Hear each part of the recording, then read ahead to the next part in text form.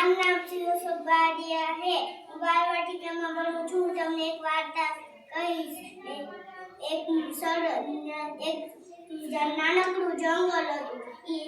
એમાં હે ને બધા જાનવરો હતા. એમાં ઊંટ અને શિયાળભાઈ રહેતા હતા. જ્યાં શિયાળભાઈ જાય ત્યાં ઊંટભાઈ જાય, ત્યાં ઊંટભાઈ જાય ત્યાં શિયાળભાઈ જાય. શિયાળભાઈને તો બહુ શેરડી ખાવાની ઈચ્છા થઈને તે તો એને ઊંટભાઈ આગળ ગયો. ઊંટભાઈ કહે મને તો મીઠી શેરડી ખાવાની ઈચ્છા થઈ છે.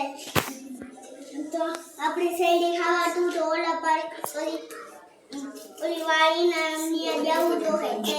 એ તો બે ગયા. શિયાળભાઈ ગયા કે મને તો તરતા નથી આવડતું, તું મારી પીઠ માથે બેસી જાય. ઊંટભાઈ કહે ને તો એ તો ઉતરી ગયા ને તો એને પીઠ માથે બેસી ગયા. શિયાળભાઈ તો ઓલા પારે વયા ગયા. એ તો ઉતરી ગયા. ચીખું બોખું કરી અંદર વયા ગયા.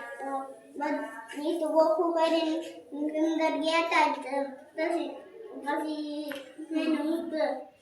પછી ખાવાનું બને ને આવું કરવાનું માંગતું. તું ના એવું ના કરતો નગર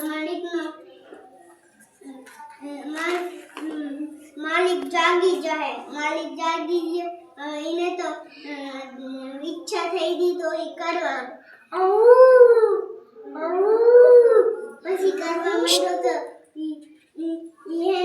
એને કરવા માંડ્યો તો ને તે એનો માલિક જાગી ગયો તો. ને તે શિયાળ તો હે ને આમ ગોખામાંથી નીકળી ગયો ને તે ઊંટભાઈ તો દોડવાની કોશિશ કરતા હતા તો શેરડીમાં ફસાઈ ગયા ને તો એને